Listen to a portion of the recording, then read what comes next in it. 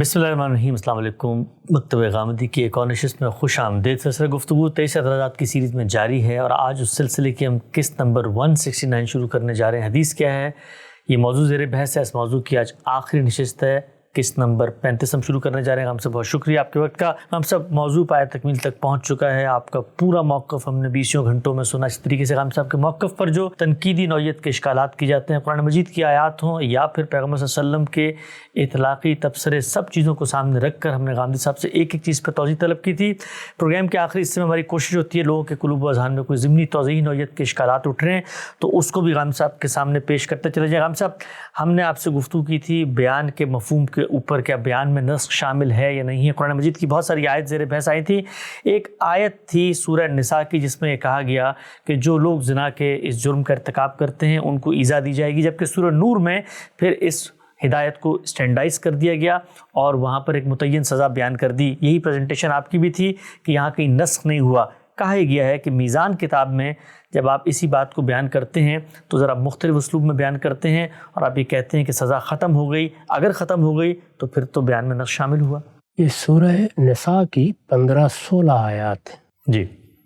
15-16 आयात में दो अलग अलग बातें बयान हुई हैं। अच्छा।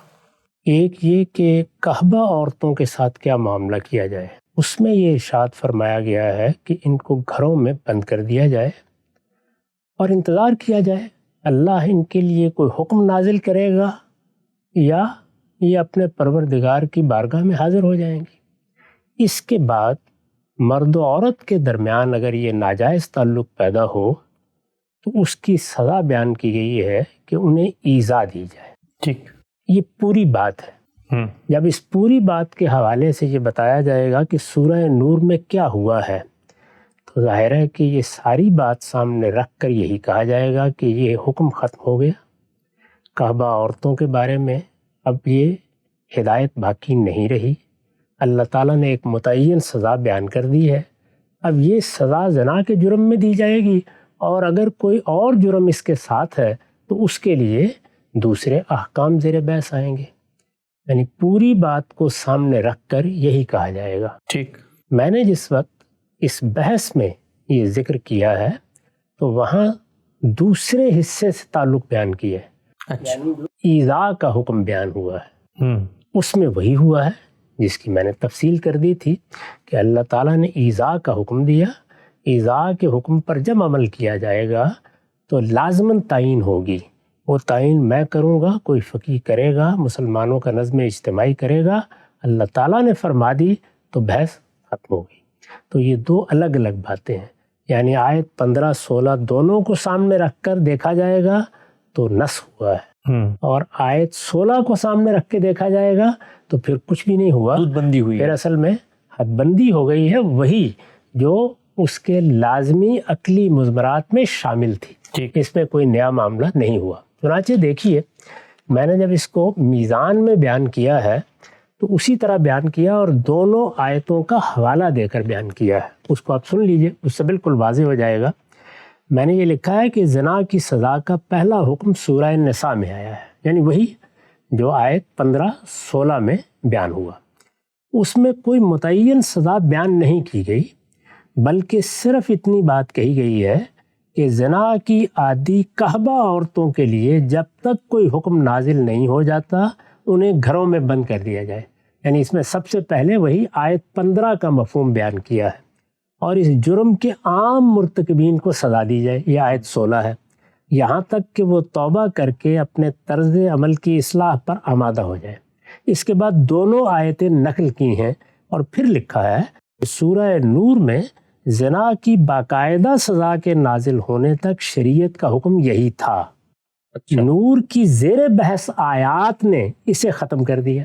अच्छा, इस हुक्म को और ज़िना के मुर्तकबीन के लिए एक मुतय्यन सज़ा हमेशा के लिए मुकर्रर कर दी गई। यहाँ यही मौजू है, यही लिखना चाहिए, इसलिए कि यहाँ दोनों आयतें ज़ेर बहस हैं और पूरी बात के बारे में यही कहा जाएगा कि उसको अल्लाह ताला ने ख़त्म करके एक मुतय्यन सज़ा बयान कर दी। जब इसे सिर्फ ईज़ा की सज़ा के हवाले से देखा जाएगा, यानी आयत 16 के हवाले से, तो फिर ये बात नहीं कही जाएगी। चुनांचे देखें, यही बात मैंने फिर अल बयान में واضح کی ہے. جی. البیان میں یہ سورہ نور کی تفسیر ہے, 416 صفحہ ہے, تیسری جلد ہے. اس میں نے کیا لکھا ہے؟ میں نے لکھا ہے چنانچہ پہلے بغیر کسی تعین کے اذا کا حکم دیا گیا. دیکھیے یہاں کعبہ عورتوں کے معاملے پر کوئی گفتگو نہیں کی. ٹھیک ہے, بالکل صحیح. چنانچہ پہلے بغیر کسی تعین کے اذا کا حکم دیا گیا. یہ حکم سورہ نساء کی آیت 16 میں بیان ہوا ہے, 15 کا حوالہ ہی نہیں ہے. اس کے بعد 100 کوڑے کی یہ سزا مقرر کی گئی جو اب ہمیشہ کے لیے خدا کا قانون ہے. تو یہاں ختم کر دیا گیا کہ الفاظ نہیں لکھے, نہ لکھنے ضروری تھے. یعنی آیت 15 اور 16 دونوں کو سامنے رکھ کے اگر اس کا تعلق واضح کیا جائے گا تو وہی بات کہی جائے گی, اور صرف آیت 16 کو سامنے رکھ کر بات کی جائے گی تو پھر اس میں کوئی نسخ نہیں ہوا, کوئی تبدیلی نہیں ہوئی, کوئی تغیر نہیں ہوا, بلکہ حکم کے لازمی عقلی تقاضے کو پورا کر دیا گیا. نقطہ بالکل واضح ہو گیا کہ یہ یہاں پر کسی چیز کا نسخ نہیں ہوا ہے, اور جو ہم سب کے دونوں بیانات ہیں ضرورت سمر کی ہے کہ ان دونوں کو سامنے رکھ کے بات کو سمجھا جائے. آگے بڑھاتے ہیں سلسلہ گفتگو کو. اچھا ہم صاحب, ہمارے ائمہ اصولیین جو ہیں وہ بیان کی اس پوری بحث میں کیا رائے, کیا نقطہ نظر رکھتے ہیں؟ غامدی صاحب کے ساتھ ہم زیر بحث لا چکے ہیں, اس پر ان کی آراء کو پیش کرنے پر جو تنقیدات ہوئی ہیں وہ بھی زیر بحث آئیں. ایک اور نقطہ ہم سے بھی پیش کیا گیا ہے کہ جب آپ یہ فرماتے ہیں کہ بیان کا جو لفظ ہے اس کے دو پہلو ہیں, ایک ایذا اور دوسرا اظہار ما فی الشیء, ایک صرف پہنچا دینا جو کچھ ہے اور دوسرا جو کچھ اس کے اندر ہے. شرح و وضاحت کے مفہوم میں کہا گیا ہے کہ ائمہ اصولیین جو ہیں لفظ کے ان دو پہلوؤں سے بالکل واقف نہیں ہے, وہ اس کو کہیں الگ سے بیان نہیں کرتے. ان کے ہاں جو اختلاف نظر آتا ہے ہمیں بیان کی بحث میں وہ تو اصطلاحی نوعیت کا اختلاف ہے. اگر وہ لفظ کے ان دو پہلوؤں کو مانتے تو ان کو بیان کرتے. میرا خیال ہے اس پر اب مزید کسی بحث کی ضرورت نہیں ہے. ہمارے ناقدین نے اپنا نقطہ نظر بیان کر دیا, ہم نے اپنی بات تفصیل کے ساتھ کہہ دی. اس علم کے متخصصین اب اس کا فیصلہ کرتے رہیں گے کہ اس میں کس کی بات میں کتنا وزن ہے. اس موقع پر البتہ میں آپ کے سامنے ایک اقتباس رکھنا چاہتا ہوں. جی. یہ اس آخری تحریر کا اقتباس ہے جو فاضل ناقدین نے اس موضوع پر لکھی ہے. ٹھیک. اس میں انہوں نے اپنے نقطہ نظر کا خلاصہ کر دیا ہے. میں اس باب میں کیا کہتا رہا ہوں ابھی آپ نے بیان کیا, ایک مرتبہ پھر ذہن میں تازہ کر لیجئے. ساری بحث کا مدار اس چیز پر میرے ہاں رہا ہے کہ بیان کا لفظ دو مفاہیم کے لیے یا دو پہلوؤں سے استعمال ہوتا ہے. ایک جب متکلم اپنا مدعا بیان کرتا ہے اظہار مقصود کے لیے, اور دوسرے جب وہ پہلے سے کہی گئی کسی بات کی شرح کرتا ہے. پہلا ظاہر ہے کہ ابتدائی بیان ہے, یعنی متکلم نے بات کہی, اس سے پہلے کوئی بات نہیں تھی, اس نے ابتداً اپنا نقطہ نظر واضح کیا, اس کو بھی بیان کہیں گے. جیسے ہم نے بار بار کہا کہ قرآن اس لحاظ سے پورا کا پورا بیان للناس ہے, اور یہ بات خود قرآن نے بیان کر دی. ٹھیک. دوسرے مدعا کے لحاظ سے ہم نے حدود واضح کیے ہیں, اور اسی پر ساری بحث کا مدار ہے. اب ذرا وہ اقتباس پہلے سنیے. یہ اس آخری تحریر کا اقتباس ہے, میں نے عرض کیا, جو فاضل ناقدین نے اس موضوع پر لکھی ہے. وہ لکھتے ہیں اصولین کی اصطلاح, یہ بہت غور سے سننے کی چیز ہے. جی. اصولین کی اصطلاح بیان دراصل دو امور سے عبارت ہے. دو امور کی تقسیم ہو گئی یہاں پہ. دو امور سے عبارت ہے. ہم کیا کہہ رہے ہیں کہ بیان جب استعمال ہوگا تو دو پہلوؤں سے ہوگا. ٹھیک. اصولین کی اصطلاح بیان دراصل دو امور سے عبارت ہے. مکلف کے لیے اثر نو کوئی حکم لانا جو مزید کسی وضاحت کا محتاج نہ ہو کہ اسے کوئی احتمال لاحق نہیں, اسے بیان ابتدائی کہتے ہیں. اظہار المقصود, ایذا الشیء, متکلم نے اپنا اظہار کر دیا, جو وہ کہنا چاہتا تھا اس نے کہا. ابتداً وہ ایک حکم لے آیا ہے, کوئی بات اس نے کہی ہے. چنانچہ نماز قائم کرو بیان ابتدائی ہے کہ یہاں وجوب صلاۃ واضح ہے, یعنی ان کے نزدیک نماز قائم کرو یہ ابتدائی حکم ہے. اس میں یہ واجب کیا گیا ہے کہ لوگ نماز کا اہتمام کریں, جو کسی مزید بیان کا محتاج نہیں. لیکن صلاۃ کا معنی مجمل ہے, یعنی اب یہ حکم آ گیا, یہ کہہ دیا کہ اقیموا الصلاۃ, نماز کا اہتمام کرو. اس میں حکم نماز کو واجب کر رہا ہے, یہ تو ابتدائی حکم ہو گیا. ٹھیک. اس کے بعد اب صلاۃ کا معنی مجمل ہے. صلاۃ کیا ہے, یعنی جس صلاۃ کا اہتمام کرنے کے لیے کہا گیا ہے اس کا مصداق کیا چیز ہوگی. وہ کہتے ہیں کہ یہ مجمل ہے, جو مزید بیان کا محتاج ہے، یعنی اب ایک کلام پہلے آ گیا، ایک بات پہلے کہہ دی گئی، وہ وضاحت کا تقاضا کر رہی ہے۔ اسی طرح والمطلقات یتربصن بانفسہن ثلاثۃ قروء میں 3 کی مقدار تک عدت کا انتظار بیان ابتدائی ہے۔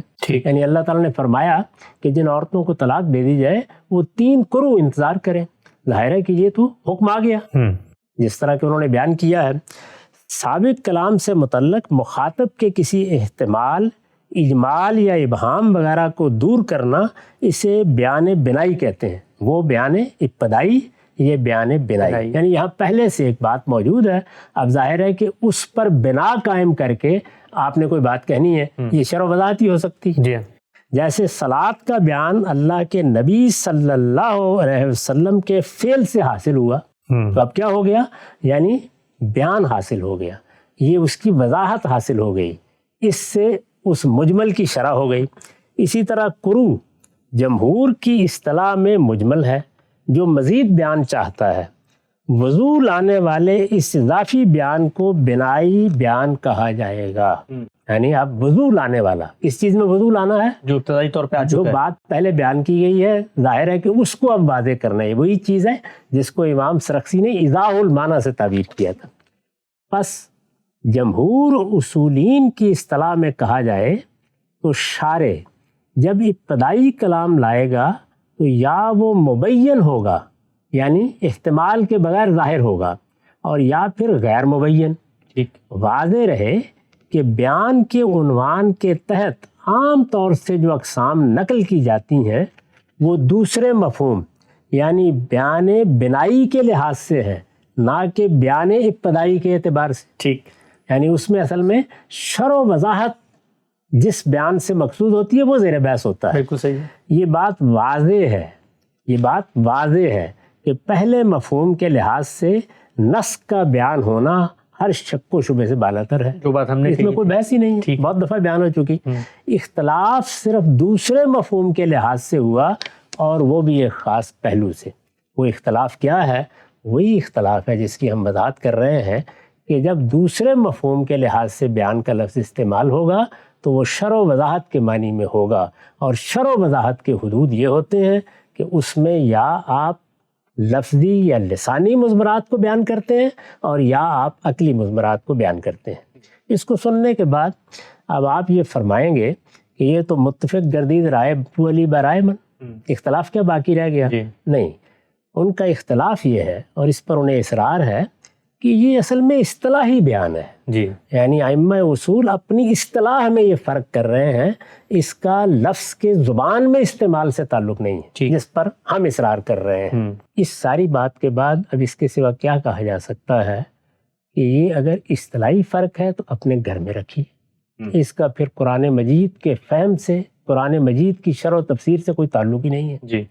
ہماری بحث تو پیدا ہی قرآن مجید کی آیت سے ہوئی، سورہ نحل کی آیت 44۔ اس میں اللہ تعالیٰ نے یہ لفظ استعمال کیا ہے لِتُبَيِّنَ لِلنَّاسِ مَا نُزِّلَ إِلَيْهِمْ، اس کے معنی زیر بحث ہیں۔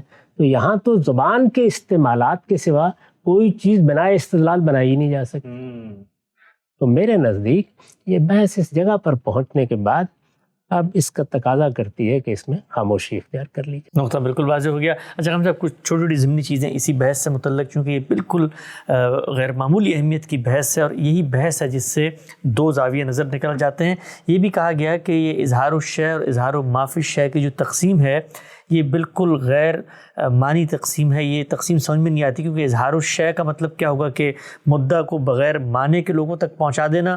تو یہ جو خود تقسیم انہوں نے کی ہے، بتایا 2 پہلو سے ہوتی ہے، اور بتایا ایک بیان ابتدائی ہوتا ہے، ایک بیان بنائی ہوتا ہے، تو پھر اظہار ما فی الشیء جو ہے وہ بیان بنائی بن گیا، تو پھر تو یہ اعتراض بھی باقی نہیں رہتا۔ اظہار الشیء کا مطلب کیا ہے؟ دیکھیے قرآن مجید میں فعل علمہ کا استعمال اس کی بہترین مثال ہے۔ اللہ تعالیٰ نے فرمایا الرحمن علم القرآن۔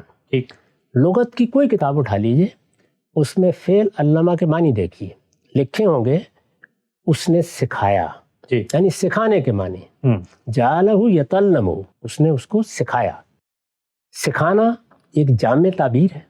اب اس کو لے کر ذرا استعمالات دیکھیں کس کس پہلو سے مختلف ہو گئے۔ جب اللہ تعالیٰ نے یہ فرمایا کہ رحمان نے قرآن سکھایا ہے، تو کیا یہ شرع تھی؟ کیا یہ قرآن کی وضاحت تھی؟ نہیں، قرآن ابتدائی طور پر دیا گیا، قرآن مجید ایک کلام کی حیثیت سے نازل کیا گیا۔ یہاں ظاہر ہے کہ علامہ کا مطلب یہی ہے۔ ٹھیک، پھر یہ جبریل کے حوالے کر دیا گیا۔ اب قرآن اس کو بیان کرتا ہے اور یہ کہتا ہے کہ علمہ شدید القوا، جی، ایک بڑی قوت والے نے، جبریل کا بیان ہے، اس کو پھر رسالت مآب کو سکھایا۔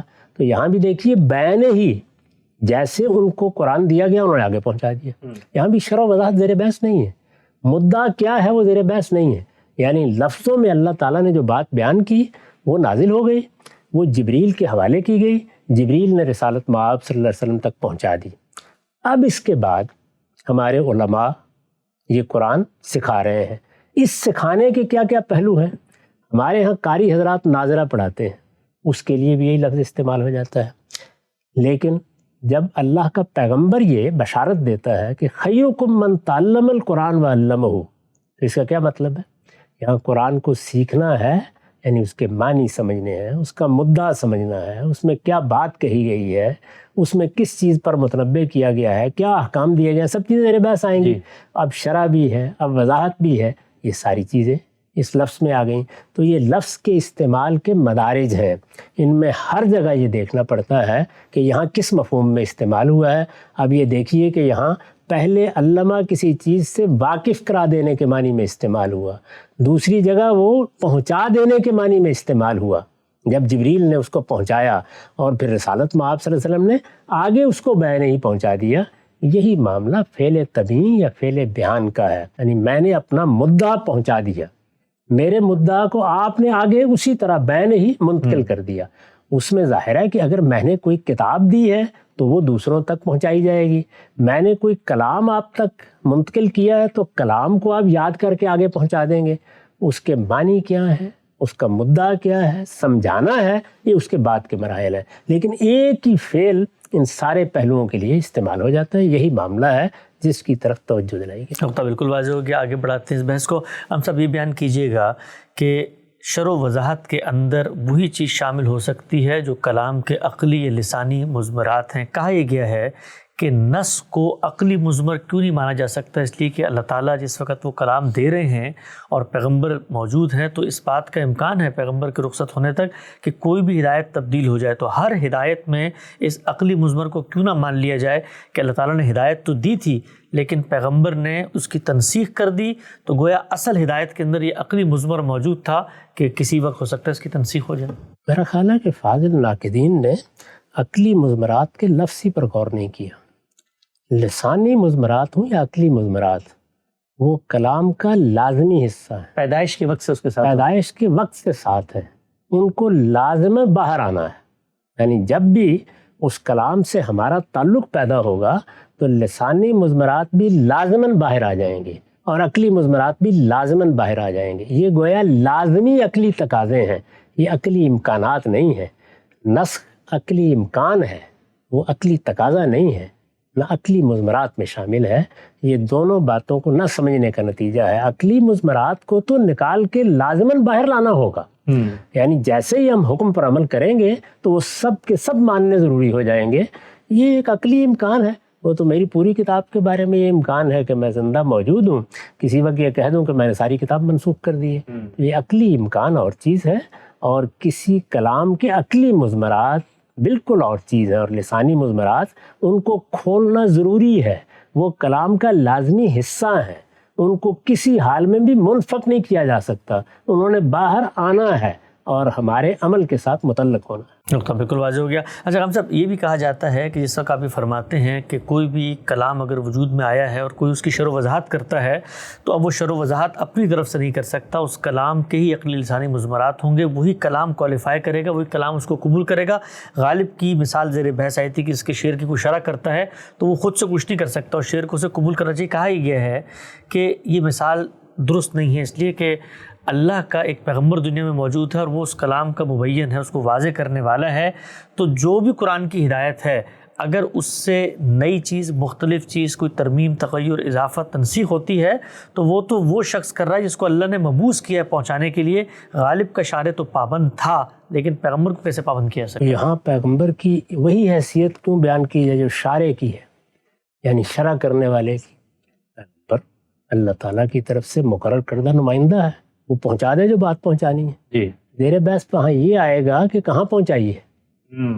وہ قرآنی میں پہنچا دی ہے سر آنکھوں پر، وہ کسی روایت کے ذریعے سے منتقل ہوئی ہے تو اس کو اس کے لحاظ سے دیکھا جائے گا، وہ یہ بحث ہی دوسری ہے۔ جی، یعنی یہاں یہ نہیں ہے کہ پیغمبر کو آپ نے شرع کرنے والا مان کر یہ ذمہ داری دے دی ہے۔ جی، جب وہ اس حیثیت سے گفتگو کرتا ہے کہ میں خدا کی طرف سے یہ بات پہنچا رہا ہوں تو وہ خدا کی بات کا مبلغ ہوتا ہے، وہاں شرع کرنے والا ہوتا ہی نہیں۔ ٹھیک۔ اور ہم سے جس آیت کے اندر زیر بحث ہے وہاں تو یہ کہا گیا کہ ما نزل علیہم، جو کچھ تمہیں دیا گیا اس کے ساتھ یہ معاملہ کرنا ہے، تو وہاں پر تو خود سے الگ سے کوئی کام ہو بھی نہیں سکتا۔ ظاہر ہے کہ دونوں ہی پہلو ہوں گے نا، ما نزل علیہم موجود ہے جی، تو اس کو آگے پہنچایا جائے گا تو تبلیغ کے معنی ہوں گے، ٹھیک۔ اور ما نزل علیہم موجود ہے اس کی شرع کی جائے گی تو شرع و وضاحت کے سارے حدود اس پر عائد ہو جائیں گے۔ جی، یعنی یہ تو اصل میں لفظوں کے ساتھ کھیلنا ہے۔ اگر میں شارع ہوں کسی موقع کے اوپر اپنے استاد کی کسی بات کا تو میرے لیے وہ حدود طے ہے، اور اگر میں ان کی طرف سے کسی نئی بات کا ابلاغ کر رہا ہوں تو میرا ان کے ساتھ یہ تعلق ہے،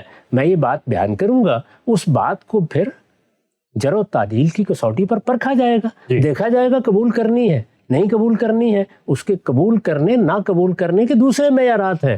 وہاں پیغمبر کی وہ حیثیت زیر بحث ہے جس میں وہ اللہ کا کلام یا اللہ کی بات ہم تک پہنچاتا ہے، وہاں تبلیغ زیر بحث ہے، وہاں شرع زیر بحث ہی نہیں۔ ہاں سر، نقطہ بالکل واضح ہو گیا، آگے بڑھاتے ہیں۔ اچھا یہ بتائیے گا، یہ کافی زیر بحث رہا آپ سے گفتگو میں بھی کہ یہ رسالت مآب صلی اللہ علیہ وسلم کے علم و عمل کی روایت ہے، آپ کی سیرت و سوانح اس پر مشتمل یہ تاریخ ہے۔ کہا گیا ہے کہ اس بات کو آپ بھی مانتے ہیں کہ اللہ تعالیٰ قرآن کے علاوہ بھی اللہ تعالیٰ پیغمبر کے ساتھ گفتگو کرتے ہیں، وحی کا سلسلہ بھی جاری رہتا ہے، تو اگر اس تاریخی ذخیرے کے اندر بھی وحی ہے تو پھر وحی کو تاریخ کیسے کہا جا سکتا ہے؟ یہ بار بار میں نے گزارش کی، بڑی تفصیل سے بتایا کہ زمانہ رسالت کی تاریخ ہے جو راویوں نے بیان کی ہے، اسی کو مرتب کر کے ہم نے حدیث اور آثار کی کتابوں کی صورت دے دی ہے۔ ٹھیک، یہ تاریخ ہے، یہ ہر حال میں تاریخ ہے، اس میں کوئی شبہ نہیں۔ جی، اس تاریخ میں کون زیر بحث ہے؟ اللہ کا آخری پیغمبر زیر بحث ہے،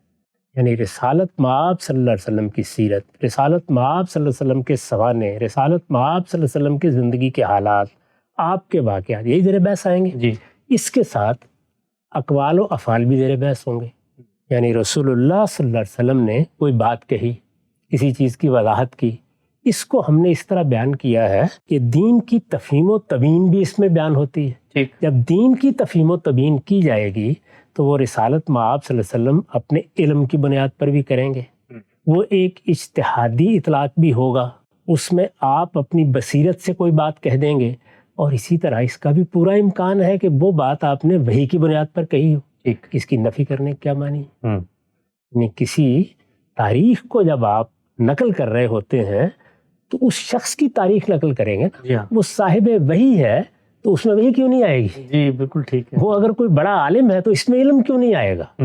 اس نے اگر کوئی تصنیفات کی ہیں تو اس کا تذکرہ کیوں نہیں ہوگا؟ تو یہ بات ہے جو بیان کی گئی ہے کہ جب حدیث کے ذخیرے کے بارے میں یہ سوال کیا جاتا ہے کہ کیا اس میں وحی ہے، تو ہمارے ہاں لوگوں نے اس میں دو نقطۂ نظر اختیار کر لیے۔ ایک یہ کہ رسالت مآب صلی اللہ علیہ وسلم کی نسبت سے جو بات بھی روایت ہوئی ہے وہی ہے، ہاں، یہ بالکل بے معنی بات ہے۔ یعنی رسالت مآب صلی اللہ علیہ وسلم اپنے اجتہاد سے گفتگو کرتے ہیں، بشری تقاضوں سے گفتگو کرتے ہیں، آپ کی سیرت و سوانح اس میں زیر بحث آتی ہے، اس کے بارے میں یہ کیسے کہا جا سکتا ہے کہ اس کی ہر چیز وہی ہے؟ دوسرا نقطہ نظر یہ اختیار کر لیا ہے کہ وہی صرف قرآن میں ہے، یہ بالکل بے معنی بات ہے۔ قرآن سے معلوم ہوتا ہے کہ اللہ کے پیغمبر کی حیثیت سے آپ کو ہدایات دی جاتی تھیں، آپ کو سنت سکھائی جاتی تھی، آپ کو جو مشن دیا گیا اس کے لحاظ سے بہت سی باتیں کہی جاتی تھیں، آپ کی ذاتی زندگی کے بارے میں اللہ تعالیٰ بعض چیزیں بتاتے تھے، جبریل امین کا آنا جانا رہتا تھا، وہ ساری باتیں بیان ہوگی۔ ان میں سے ایک بہت بڑی چیز یہ تھی کہ اللہ نے آپ کو اپنی آخری کتاب دی اور قرآن نازل کیا، تو جو قرآن نازل کیا گیا اور اس کے لیے وہی لفظ بھی استعمال کیا جاتا ہے وہ ما انزل اللہ ہے، اللہ نے جو نازل کیا وہ قرآن ہے۔ اس کے سوا جو کچھ بھی آپ کو وحی کے ذریعے سے ہدایت دی گئی، اب ہم متعین طور پر تو نہیں بتا سکتے کہ آپ کا کون سا حکم، آپ کا کون سا فیصلہ، آپ کی کون سی وضاحت وحی پر مبنی ہے، لیکن ہے کسی جگہ، اس میں کوئی شبہ ہی نہیں ہے، اس کے بارے میں کوئی تردد ہی نہیں۔ میں نے اس پر مزید یہ کہا تھا کہ میں نے یہ بات اس لیے بیان نہیں کی کہ اس کے بیان کرنے کی مجھے کوئی ضرورت نہیں ہے، کیونکہ میرے نزدیک پیغمبر کوئی بات اللہ سے وحی پا کر کہیں، وہ اپنے اجتہاد سے کہیں، وہ اپنی بصیرت سے کہیں، وہ اپنی رائے سے کہیں، جو کچھ بھی وہ فرمائیں گے پیغمبر کی حیثیت سے جب فرمائیں گے تو وہ واجب الاطاعت ہے، اس میں اس بنیاد پر کوئی فرق ہی نہیں کیا جا سکتا۔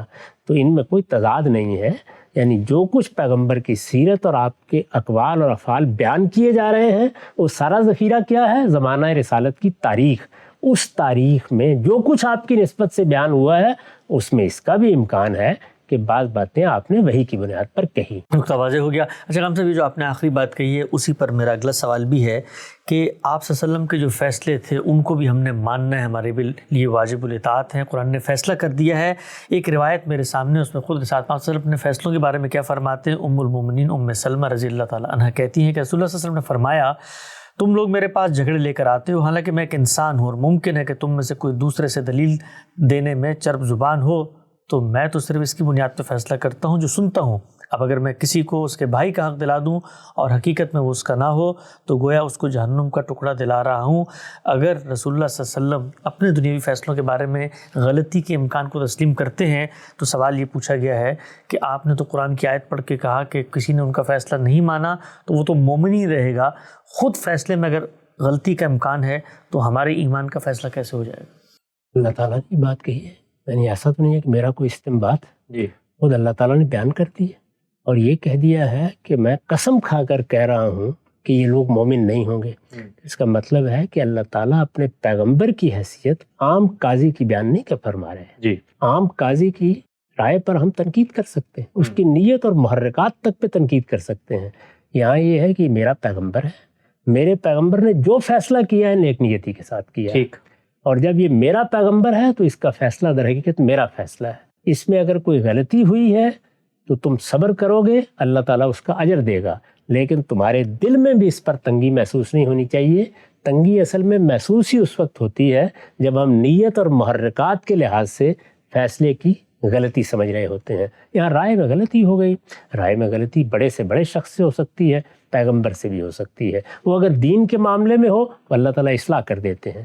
عام فیصلوں کے بارے میں یہ ضروری نہیں ہے کہ اصلاح کی جائے، فیصلہ نافذ ہو جائے گا، اور میں اگر بندہ مومن کی حیثیت سے اللہ تعالیٰ کے پیغمبر کی عدالت میں گیا ہوں تو مجھے فیصلہ بھی ماننا ہے، اور پیغمبر کے احترام کا، پیغمبر کی عزت کا، پیغمبر کے مرتبے کا یہ تقاضا ہے کہ میں اس میں دل میں بھی کوئی تنگی محسوس نہ کروں۔ یہ میرے ایمان کا امتحان ہے کہ جس ہستی کو میں نے پیغمبر مانا ہے، یہ جاننے کے باوجود کہ فیصلہ غلط ہوا ہے، میں اپنے دل میں بھی اس کے بارے میں کوئی ایسی بات نہ رکھوں جو میرے ایمان کے منافی۔ نقطہ بالکل واضح ہو گیا۔ ہم سب آخر میں 3-4 روایات ہیں وہ بھی میں آپ کی خدمت میں پیش کرنا چاہتا ہوں۔ جب آپ یہ فرماتے ہیں کہ اللہ کا پیغمبر دین کی شرح و وضاحت کرتا ہے اور شرح و وضاحت کے اندر وہی چیزیں شامل ہیں جو اصل ہدایت کے عقلی و لسانی مضمرات ہوں، کہا گیا ہے کہ ایک روایت آتی ہے عبداللہ بن مسعود سے سامنے کہ انہوں نے فرمایا کہ اللہ تعالیٰ نے عورتوں پر لعنت کی ہے جو جسم کو گونتی یا گنواتی ہیں یا چنتی یا چنواتی ہیں۔ اس پر ایک خاتون نے کہا کہ میں نے تو پورا قرآن مجید پڑھا ہے، وہاں تو ایسی کوئی چیز موجود نہیں ہے۔ تو اس پر پھر سیدنا عبداللہ بن مسعود نے کہا کہ کیا تم نے نہیں پڑھا ما آتاکم الرسول فخذوہ وما نہاکم عنہ فانتہوہ؟ تو سوال یہ پوچھا گیا ہے کہ یہ ہدایت تو قرآن مجید میں کہیں بھی نہیں تھی، لیکن پیغمبر نے بیان کی اور صحابی نے کہا تو یہ تو ویسے ہی جیسے اللہ کا حکم ہے۔ قرآن مجید نے سورہ روم میں یہ بتایا ہے کہ یہ سارا دین فطرت پر مبنی ہے، اور یہ کہا ہے کہ یہ دین قیم ہے، یہی اللہ کا سیدھا دین ہے، اور یہ فطرت اللہ التی فطر الناس علیہا، یعنی اللہ نے انسانوں کو جس فطرت پر بنایا ہے یہ اسی کے تقاضوں کو واضح کرتا ہے۔ اس میں پھر یہ کہا گیا کہ لا تبدیل لخلق اللہ، اللہ تعالیٰ کی بنائی ہوئی فطرت میں کوئی تبدیلی نہیں کرنی چاہیے۔ تو اگر کوئی انسان اللہ تعالیٰ نے جیسا جسم اس کو دیا ہے، جیسی شخصیت اس کو دی ہے، اس کو بگاڑتا ہے، سنوارتا ہے، اس پر کوئی اعتراض نہیں، اس کو بگاڑتا ہے، تو یہ چیز قرآن مجید کی اس آیت کی روح سے قابل مواخذہ ہوگی۔ اسی طرح سے شرک اور توحید کا معاملہ ہے یہ ہم جانتے ہیں کہ اس طرح کے بہت سے رسوم حبشیوں میں، بعض اقوام میں مشرکانہ توہمات سے پیدا ہوئے تھے۔ رسالت مآب صلی اللہ علیہ وسلم نے اس سے بھی روکا۔ تو دونوں کی بنیادیں قرآن میں موجود ہیں، یعنی اللہ تعالیٰ نے جن چیزوں کو حرام قرار دیا ہے وہ سورہ اعراف میں بیان ہو گئی ہیں۔ اس میں ہمیں یہ سبق دیا گیا ہے کہ ہر چیز میں ہم اس بات کا اندازہ کریں گے کہ اس میں کوئی بدعت تو شامل نہیں ہو گئی، کوئی مشرکانہ توہمات پر مبنی عقیدہ تو شامل نہیں ہو گیا، اس پہلو سے بھی دیکھیں گے اس کو، اور اس پہلو سے بھی کہ اس میں انسان کی فطرت میں کوئی بگاڑ تو نہیں پیدا کیا گیا۔ ہمارے استاذ امام نے ایک موقع کے اوپر لکھا ہے کہ فطرت میں جو چیزیں ودیعت ہیں وہ اصل دین ہے، اور وہ اتنی واضح ہیں کہ شریعت سے بھی زیادہ واضح ہیں۔ اس وجہ سے جو آدمی ان کی خلاف ورزی کرتا ہے وہ اصل میں دین کے سب سے پہلے اور سب سے بنیادی حکم کی خلاف ورزی کرتا ہے۔ یہاں دونوں پہلوؤں سے حضور نے اس امر پر تنقید فرمائی ہے، اور اس کی طرف ہی توجہ دلانی چاہیے تھی۔ یہ اس کا علمی پہلو ہے۔ صحابی نے توجہ دلائی کہ جب خدا کے پیغمبر کا حکم ہے تو نہ ماننے کی کیا وجہ ہے۔ واضح ہو گیا۔ آگے بڑھاتے ہیں، صاحب سے بتائیے گا، طب نبوی کے نام سے ہمارے پاس ذکر حدیث میں ایک بڑی تعداد میں روایتیں سامنے آتی ہیں۔ اس میں اللہ کے پیغمبر بعض اجزاء کے خصائص، بعض چیزوں کی افادیت اور بعض امراض کے اندر شفا کے نسخے تجویز کر رہے ہیں۔ کلونجی کے بارے میں بعض چیزیں آتی ہیں، شہد کے بارے میں آتی ہیں۔ کہا گیا کہ قرآن مجید میں کہیں زیر بحث نہیں ہے، لیکن اللہ کے پیغمبر نے تو بات بتائی۔ اس پر میں نے بڑی تفصیل کے ساتھ اپنی کتاب میزان میں گفتگو کی ہے، جہاں سنت پر تدبر کے مبادی بیان کیے ہیں۔ میں یہ بتایا ہے کہ پیغمبر دین دینے کے لیے آتے ہیں، پیغمبر کی دینی حیثیت زیر بحث ہے۔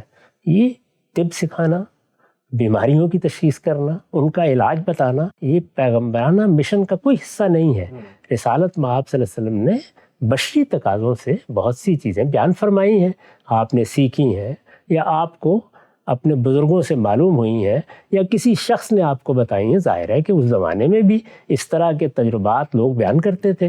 ہمیں معلوم ہے کہ رسالت مآب صلی اللہ علیہ وسلم جب دنیا سے رخصت ہو رہے تھے تو اس وقت مختلف علاقوں سے لوگ آ کے اپنے مجربات بیان کرتے، اور بعض دوائیں آپ کو بنا کے دی بھی جاتی تھیں۔ ایک دوا کے پلانے کا قصہ بھی بیان ہوا ہے جس پر آپ نے رد عمل کا اظہار کیا۔ تو یہ در حقیقت اس قبیل کی چیزیں ہیں، ان پر بڑی تفصیلی اور بہت عمدہ بحث کی ہے ابن خلدون نے۔ یہ اسی طرح کی طب ہے جیسے ہمارے بزرگ، ہماری بڑی بوڑھیاں دیہات میں بتاتی رہتی ہیں، تو حضور نے اپنے تجربات جو کچھ معلوم ہے وہ بیان کیے ہیں۔ یہ بشری حیثیت سے آپ کا بیان ہے، اس کا نبوت سے، پیغمبری سے، اللہ کی ہدایت سے کوئی تعلق نہیں۔ تو بالکل واضح ہو گیا۔ خود سیدہ عائشہ کی ایک بڑی مفصل روایت ہے، اس میں بتاتی ہیں کہ جب رسول اللہ صلی اللہ علیہ وسلم بیمار ہوتے تھے تو عرب کے گرد و پیش میں جو حکماء موجود تھے وہ ان سے خود نسخے طلب کرتی تھی اور ان کے مطابق علاج کرتی تھی۔ ہم سب کم و بیش 35 قسطوں میں آج یہ بحث پائے تکمیل تک پہنچتی ہے۔ 1 سال سے زائد کا عرصہ لگا۔ غامدی صاحب کی چند عبارات جو انہوں نے میزان کے بالکل ابتدا میں لکھی ہیں، اس کی توضیح و تشریح، اس کو سمجھنے کے سفر میں ہم نے 35 قسطوں کا یہ ایک طویل اور جاں گسل مرحلہ طے کیا ہے۔ میں آخر میں چاہتا ہوں کہ حدیث کے بارے میں سب سے بڑا الزام آج تک جو آپ پر لگا تھا، جو رجحانات سامنے آئے ہیں، سننے والے سنیں گے، عوام فیصلہ کریں گے، اہل علم علماء کے لیے بھی اس میں بہت کچھ مواد اب سامنے آ چکا ہے۔ 3 رجحانات تھے، ہم یہ دیکھتے ہیں ایک انڈیپینڈنٹ طالب علم کی حیثیت سے میں آخر میں خلاصہ کر کے آپ سے تبصرہ طلب کرنا چاہتا ہوں۔ 3 رجحانات تھے۔ ایک رجحان میں حدیث قرآن کے برابر کھڑی ہوئی تھی، دوسرے رجحان میں حدیث کا انکار کیا جاتا تھا۔ یہ تیسرا نقطہ نظر ہے، تیسرا رجحان ہے جس میں حدیث کو قرآن کی اتباع کی روشنی میں ہم نے ماننا بھی ہے، لیکن حدیث قرآن سے باہر جا کر کوئی کام نہیں کر سکتی، اس کی روشنی میں سمجھا جائے گا۔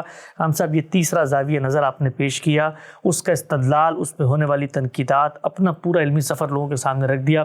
میں چاہتا ہوں خلاصہ بحث کے طور پہ کوئی اختتامی تبصرہ فرمائیں۔ میرا خیال ہے کہ اس بحث کا خاتمہ اسی عبارت پر ہونا چاہیے جو میں نے اپنی کتاب میزان میں برسوں پہلے لکھی تھی۔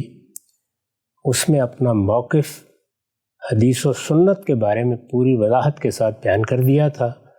یہ 35 نشستیں اسی کی شرح و وضاحت میں صرف ہوئی ہیں، اس کو سن لیجئے۔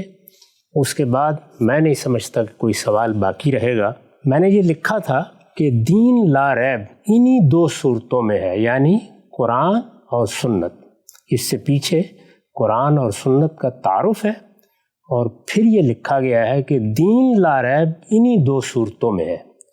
یہ میری کتاب میزان میں صفحہ 15 ہے۔ ان کے علاوہ یعنی قرآن اور سنت کے علاوہ کوئی چیز دین ہے نہ اسے دین قرار دیا جا سکتا ہے۔